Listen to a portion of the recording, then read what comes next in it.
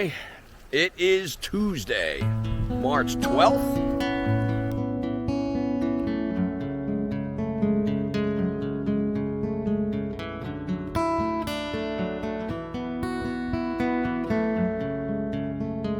And it is a beautiful and breezy 67 degrees out here today. Although, of course, it was cold all week last week and rained basically every day. Sunday night was actually very cold, but 67 degrees, and of course the Sky Patrol is doing their due diligence to do their part in spraying the bejesus out of us as usual. Huh? But I imagine we will see this all week because it's supposed to be 70-some fucking degrees this week. Yeah, that makes but sense. But anyway, what has been going on over the past couple of weeks? Well, the big setup is underway. Of course, it has been underway, but a few of the details of the big setup are being revealed if you look around and see what's been going on lately. But before we get too into the details of everything, let's take a look at our fearless leader in charge.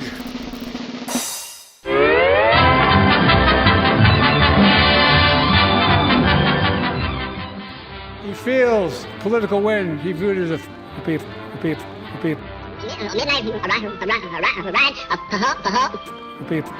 political win for me and a political loser for him. It's not about him. It's not about me. I'd be a winner. You're all winners! Not really.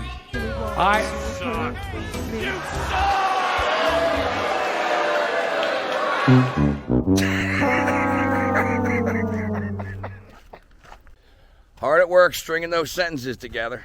All men and women created by you know the thing. Elections. The biggest divide and rule on the planet, besides the division that is being fueled between men and women. Do we need men? No.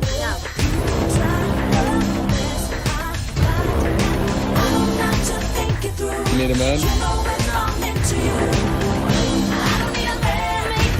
Do we need men? Why? Do women need men in this world? Do we need men? No. Why?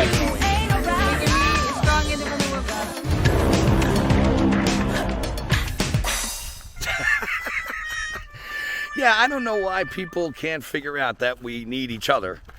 But a couple of the big things that are going on, one being the Texas fires, the Texas Panhandle fires, which of course are the largest Texas has ever seen, even going into Oklahoma as well, which happen to align themselves perfectly where all the cattle graze.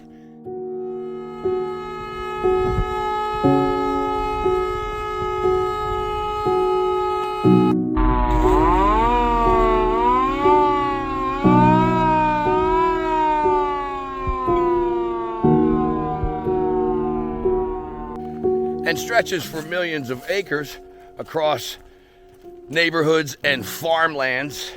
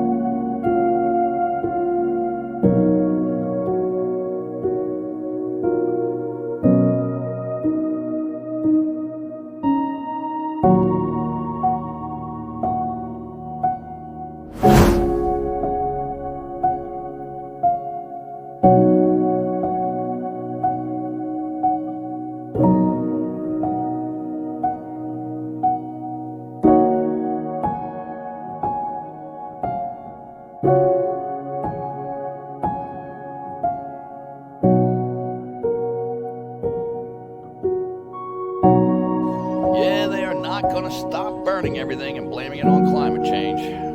But everything is this us versus them mentality in the age of supreme brainwashing and propaganda 101. It's all driven by problem, reaction, solution. People won't want to hear this, but here's an example. We have this border crisis now, right? Does anyone remember this? We will finally complete the biometric entry-exit visa tracking system, which we need desperately. We will ensure that this system is in place. And I will tell you, it will be on land, it will be on sea, it will be in air. We will have a proper tracking system. That is the goal, of course. Bingo. This, of course, would just be a stepping stone into bringing this in everywhere. Yep. And the election that is coming up, whether or not they're going to take in the billions of votes for Trump and just put Biden back in there to cause chaos, or they're going to heed to the millions of votes that Trump is going to get and put him in there. Either way, it will be for the benefit of government and for the implementation of problem, reaction, solution scenarios. So if you want to see an example of that, I'm sure everyone would agree that this digital ID and smart city technology and ongoing surveillance and facial recognition amounts to tyranny. But not when it comes to the border crisis. You see, by fueling the border crisis, which government has done and allowed to occur, you will now see people want this surveillance and facial recognition and digital ID component put up at the border. Because first of all, he said so. And second of all, because it is a clear-cut case of problem, reaction, solution. And this is how it will be sold to you. So what else do we have here? Oh yeah, have you seen this? Starting Monday, the department will not respond to calls that are not in progress unless officers will be on the night watch. Hi, Good ho, evening, Kermit and the thank you for Frog making here. us a part of your Saturday. I'm Alexandra Todd, filling in for Erica. Tonight, we're talking to people about the new changes Pittsburgh police are implementing. KDK's Mamie Ba reports. Mixed reaction from residents here. Some welcome the changes and believe they will be good for the city. Others believe more patrols should be out at night. The whole city of Pittsburgh is at risk. Rich Chuppa, the owner of this business on the south side, isn't too happy about the new changes being implemented by Pittsburgh police in just a few days. It's terrible that they are decreasing the police force. 27 officers will patrol the city overnight, not accounting for any call-offs.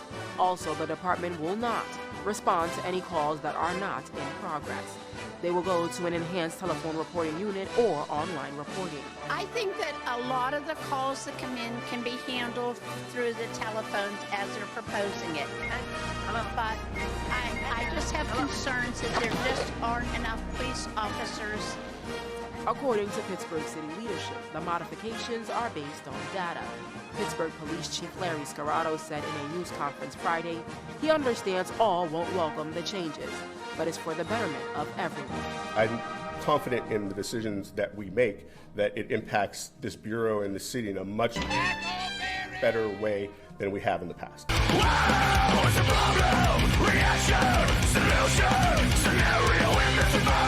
All of a sudden, you have created a problem that invokes a reaction, an emotional response from people that can be manipulated into allowing government to implement the agenda that they would have not been able to implement if the problem was not created by them to invoke the emotional response. Therefore, the solution is accepted. Yep. Which, in that case, in Pittsburgh, would be eventual military personnel on the streets. Anyway, what else is going on? Oh, yeah. Take a look at the attacks on the mom and pop stores in, as we've discussed previously on another video, in New York, pertain to these wood-burning pizza shops, these mom and pop stores that New York is famous for. That law that we discussed on a previous video goes into effect in like a month. This says New York City just implemented new rules going after, quote, pollutants by destroying a lot of the very few small mom and pop businesses that are still able to survive in New York City. Those, of course, being the pizzerias that have been there for decades. Pizzerias that use wood and coal-fired stoves that the city now will be mandating be cut by 75%. This says New York City just quietly approved a new controversial green plan that will destroy the decades-old small mom-and-pop businesses that somehow were still able to survive. This says this latest decree will take effect April 27th, as now businesses will have to pay hundreds of thousands of dollars for new smoke-eating systems in order to deal with this made-up rule and regulation. Something that, of course, will destroy a lot of the smaller businesses, but allow some of the bigger businesses to still operate. They are going to run people like that out of business, while major corporations aren't going to have that issue.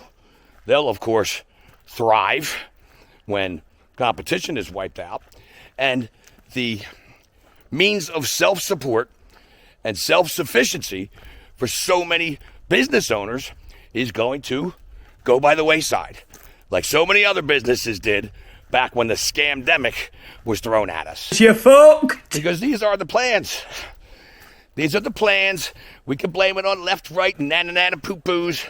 But these things are still happening. Regardless of who's in office, and regardless of who ends up in office, these things will still continue. Again, it is the same thing over and over and over. No matter what the situation, they really don't need to change a thing. It all works. People buy everything, hook, line, and sinker, all the time. The big turn. And that's the Ethiopian shim sham.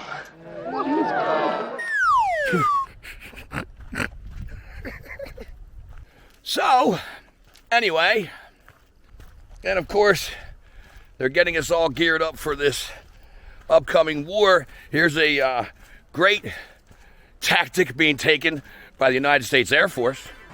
All too often, I hear leaders talk about providing everyone with dignity and respect like it's an aspirational goal. That's not good enough. Dignity and respect is the bare minimum. It's the floor of where we can be. We must set our sights higher and focus on intentional inclusivity, because there are still far too many people out there, not just LGBTQ individuals, that feel marginalized, shut out, or discriminated against. So for all of you out there, I ask you to set out your symbols of pride, share your pronouns in your email, particularly if you're a person who doesn't think they need to. Initiate difficult conversations about racial and gender barriers, and share a bit of your vulnerability in a way that draws others in. You all have the power to take intentionally inclusive actions to ensure the multiple perspectives that we know make us stronger as we devise winning warfighting strategies get heard. Oh my God. So anyway, I will leave it with this. I was watching a clip of Larken Rose speaking at Anarchapulco this year. How it comes on, how the end happens, the collapse. This is not about a revolution or an insurrection or a completely fake insurrection that wasn't anything like an insurrection. It's about people's change of mind resulting in disobedience and resistance. If one person says, you don't have the right to rule me, and everybody else goes, yeah, he does, you get a tank in your living room, that's the end of that. If everyone says, yeah, we don't think they have the right to rule us, the power evaporates. You can say, well, how do you resist the armies? The armies of who? The people who no longer feel like those guys have the right to rule. Oh, crap, your army left. But notice that the idea that matters is the obligation to obey, and without that, the game falls apart regardless of everything else. They don't even need to understand how all the scams worked. They just need to stop believing in authority, which means they need to grow up.